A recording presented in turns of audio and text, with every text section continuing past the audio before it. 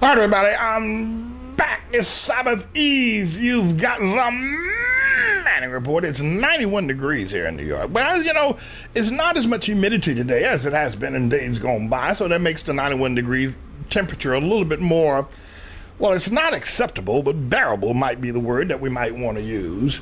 Here on this beautiful Sabbath Eve, we pray that you're going to be able to worship on tomorrow. And Dr. Terry Lakin, who was scheduled to be with us because he was going to be in town for an interview with Mike Huckabee on Fox Television. Mike Huckabee has canceled Dr. Lakin's interview for tomorrow, claiming that there are national interests and economic problems and disasters and that all that kind of a thing is going to occupy the Mike Huckabee show. So therefore, Dr. Terry Lakin will not be interviewed. He will not be in town out of Pueblo, Colorado. So therefore, he will not be with us on tomorrow morning at the 9:45 worship service. So there you have it. But at any rate, we've got Dan Johnson on the line from out in Ohio, Bowling Green College. Dan Johnson is a student there at Bowling Green, and he is a member of the Eagle Scouts. In the event you wonder whatever happened to the Scouts and Scout leadership, Dan Johnson and I met, let's see now, a couple of weeks ago when we were out at the Oath Keepers meeting in Perrysburg, Ohio, and he spoke quite convincingly about the state of our government and the National Defense Authorization Act and the movement he's put together called PANDA.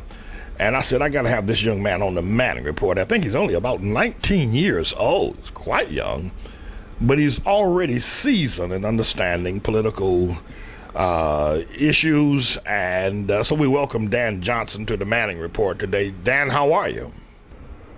I'm doing good. And yourself, sir? Well, I'm doing fair to middling, I guess, is all things considered. What's the temperature like out there where you are today? It's in the 90s or so. Okay, but you're not at 100 degree temperature. Not today. We have been in the past couple of weeks, but okay. Not today. All right, listen, Dan, why don't you, I just gave the people a bit of a rundown about who you are, where we first met out at the Oath Keepers meeting going back a couple of weeks ago now. And you are the founder of an organization called PANDA. So why don't you give the people a bit of a rundown about what's happening with that, and a little bit more about yourself than I have said. And then let's get into some issues here today. The microphone is open to you. All right. Thank you very much for that excellent introduction. PANDA, People Against the National Defense Act, was founded in late January to fight the National Defense Authorization Act and the indefinite detention provisions therein. We're the only national organization dedicated to fighting the NDAA. We're in over 25 states, and I think we've reached about 30, and about 50 to 60 chapters across the nation. About 40 to 50 people in our Liberty Network, and we're looking at some serious collaborations in the next week that would raise about 300,000 more people into the Liberty Network. We're working with several organizations from both the left and right, and we're also have an alternative media network we work with that gets about articles to about 100,000 to 1 million people or so. And we've worked on several actions in the past. One of our recent victories was in Pennsylvania, where a constable, an elected police officer basically, agreed to stop the federal government from enforcing the NDAA in Pennsylvania if he heard about it. So if the federal government isn't quiet and they try to detain someone, he will go and stop them. And we've also had some recent actions in Wood County, and right now there's a committee in Michigan going to try to repeal a U.S. senator, which you can do in 18 states, and Michigan is one of them. So they're going to try to repeal Carl Levin for his role in co-sponsoring the NDAA, and we just launched that action alert about an hour ago, and you can go to our website, pandaunite.org, and find out about that. And if you know anyone in Michigan or you live in Michigan, you can download the petition and help out. Well, Carl Levin needs to be repealed, and a whole lot of other things perhaps about him as well. But, you know, Dan, as nefarious and evil as this National Defense Authorization Act is, there are a lot of Americans who really don't know what it's about, and they perhaps have some casual knowledge of it. And a lot more of Americans feel that, well, they're never going to do anything that will cause the government to ever want to enact the NDAA against them. So if you could tell us a little bit more about, especially about, I think, Article 1023, if I'm not mistaken, what that entails and why this act is so critical and why it has caused you to form a national organization to inform people and to try to get it repealed if possible. Yeah, for sure. The NDAA itself is not necessarily an awful bill. It's a very good bill. It funds our military.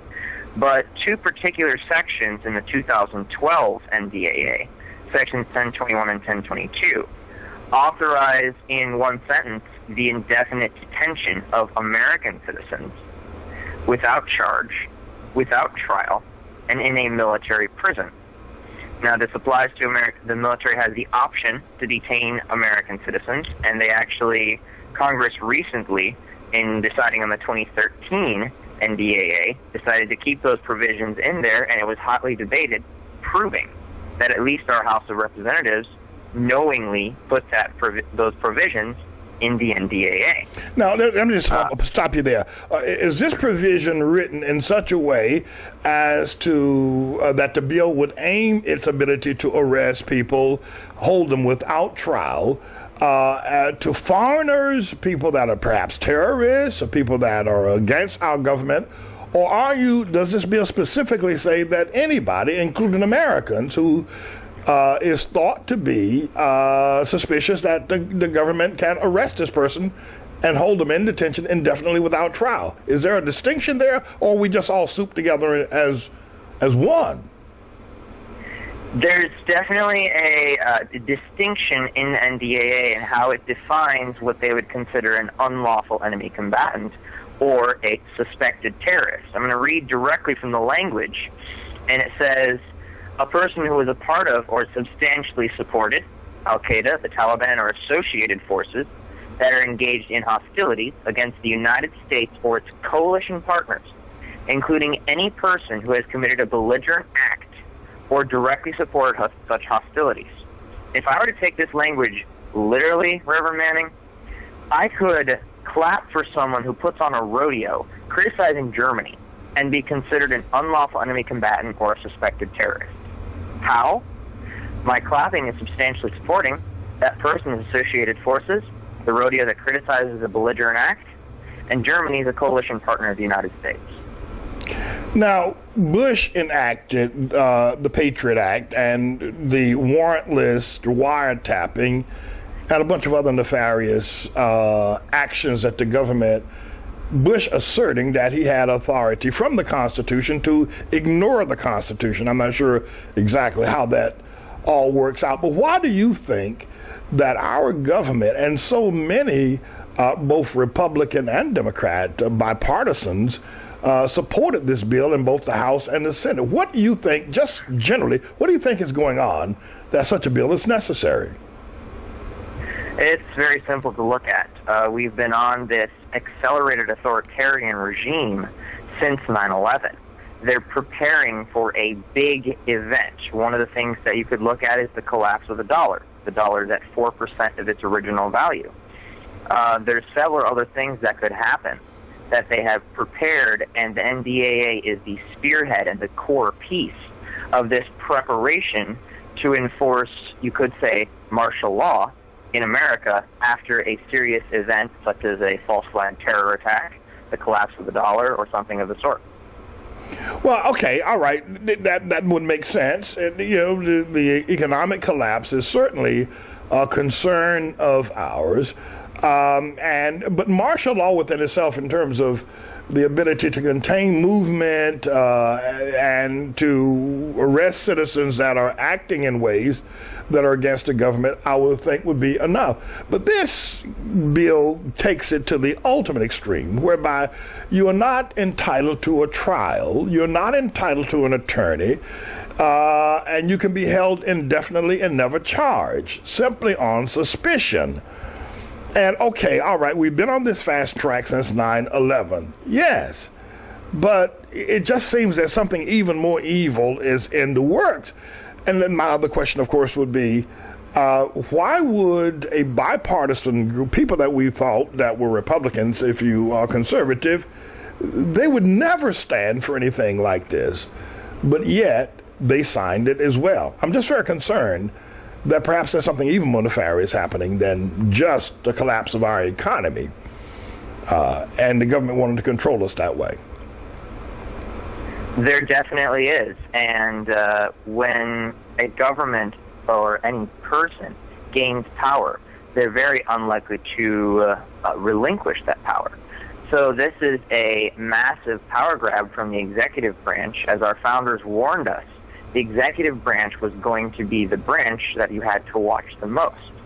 This is a massive return back to kings and princes, because these kings and princes never wanted to give up their power. Dan, I'm going to hold you. Dan, I want to hold you over for another segment. We have another 10 minutes to talk. And when we get back, I want to ask you about how are young people such as yourself receiving this and joining with PANDA, your national organization. And then we want to make an invitation for people to become a part of that as well. But the other question is, and you can, hypothesize about this any way you want without being penalized, I pray.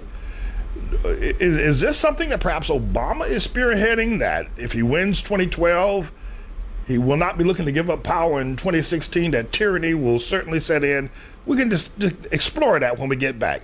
I got Dan Johnson on the line, everybody, young college student from Bowling Green College out in Ohio, and founder of a national organization called PANDA, an organization to enlighten people about the evil powers of the National Defense Authorization Act and others. We'll be right back after this break. Want to remind everybody that you can listen to the Manning Report now 24 hours a day, 7 days a week if you have any kind of a web access device. Simply download the Shoutcast app or the Win app, depending on which system you may be employing, and just type in the search field Outlaw, and there you'll have it, the Manning Report, 24 hours a day, 7 days per week.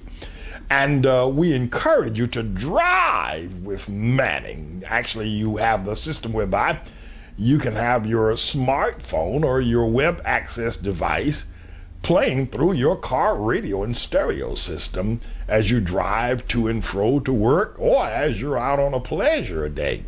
Listen to the Manning Report as you take your girl out on a date, and let her listen to Manning lay it out just the way it truly and really is. Or you might want to allow the Manning Report to play in your restaurant, or if you have a place where patriots come and unite, put on the Manning Report in your bars or in your supper clubs or in your lodges.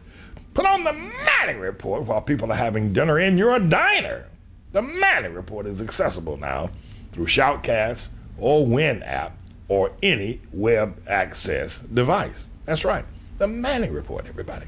The Manning Report, everybody. The quintessential Manning Report. All right, everybody, we're back. We've got Dan Johnson on the line. I want to remind again everyone that Dr. Terry Lakin will not be with us tomorrow, in as much as that his interview with Fox News has been canceled, so he will not be sharing with us tomorrow morning in the 9:45 worship at the Outlaw World Missionary Church. And you want to keep posted the 714 Project, where on the 14th of July, all Americans are being called to pray that God will heal our nation. And this National Defense Authorization Act is enough to get everybody praying. Dan, we asked you the question earlier about how are young people you're only 19 years old. I was amazed at your speech out in Perrysburg, Ohio, a couple of weeks ago, your clarity and your ability to understand political matters. I suppose you're a great politician now, but you're probably going to make a greater politician in the days to come, should our republic continue. But how are other young people responding to this? Are they aware of this, or are they just kind of having a good time hanging out? A lot of young people who aren't aware to it are just having a good time hanging out. But the people we have touched with this strategy of using the audiovisual and connecting with the next generation in the way they communicate has worked so well. Young people are jumping on this in flocks, basically. Well, great. I'm glad to hear that. And of course, your leadership would cause and inspire young people, I'm sure, to want to participate. Now, the other question that we raised, which is a little bit more difficult to handle, and of course you can hypothesize at this, but it seems to me your last statements regarding kings and princes and queens who did not want to relinquish their power, that a monarchy just went on, and they handed it down to their heirs, and people were under a continuous government for literally centuries.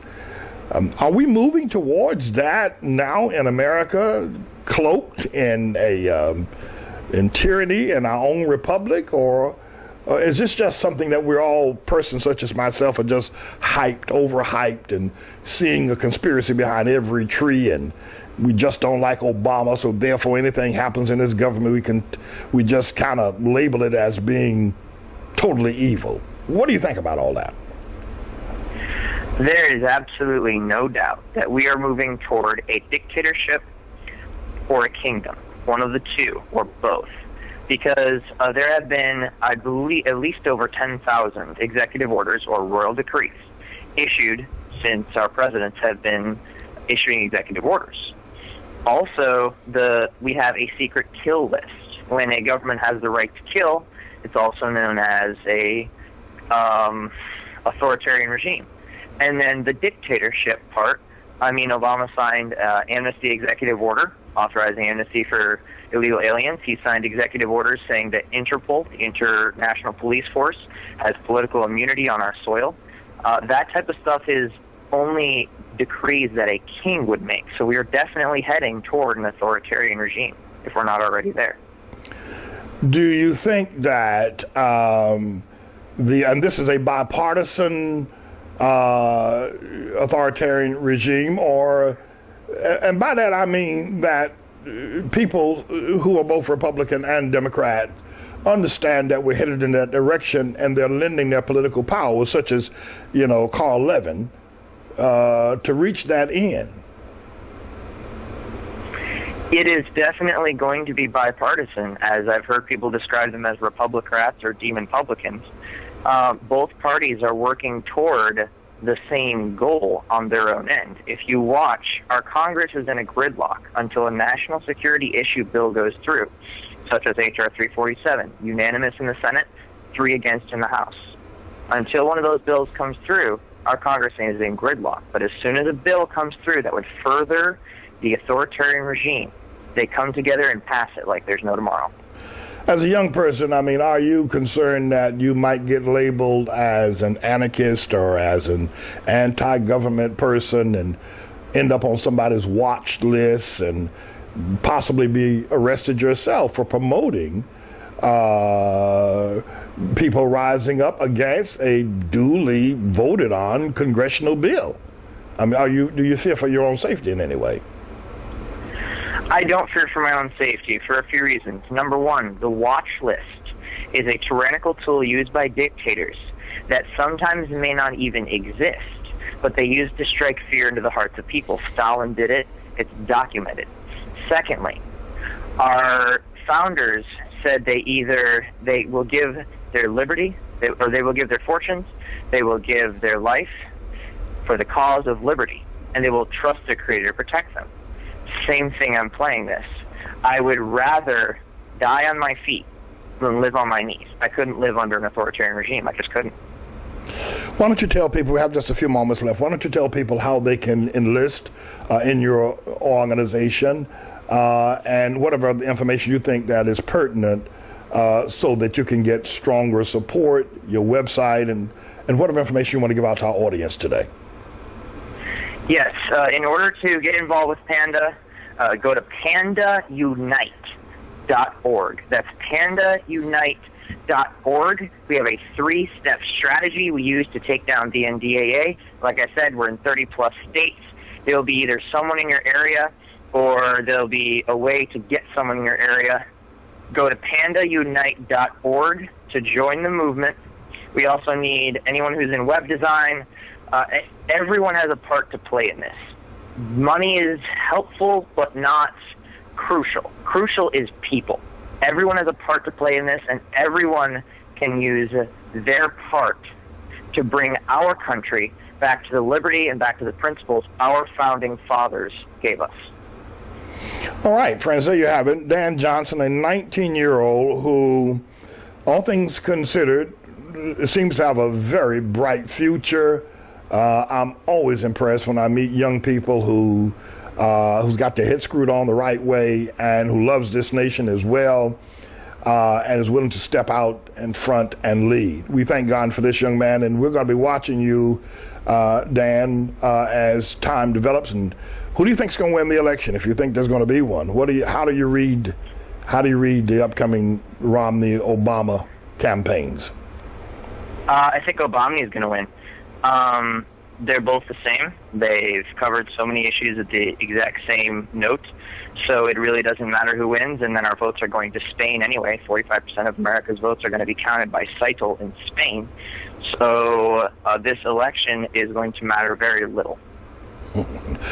I see you're up on top of the fact that our votes will not be counted here in America, but we're counted someplace else.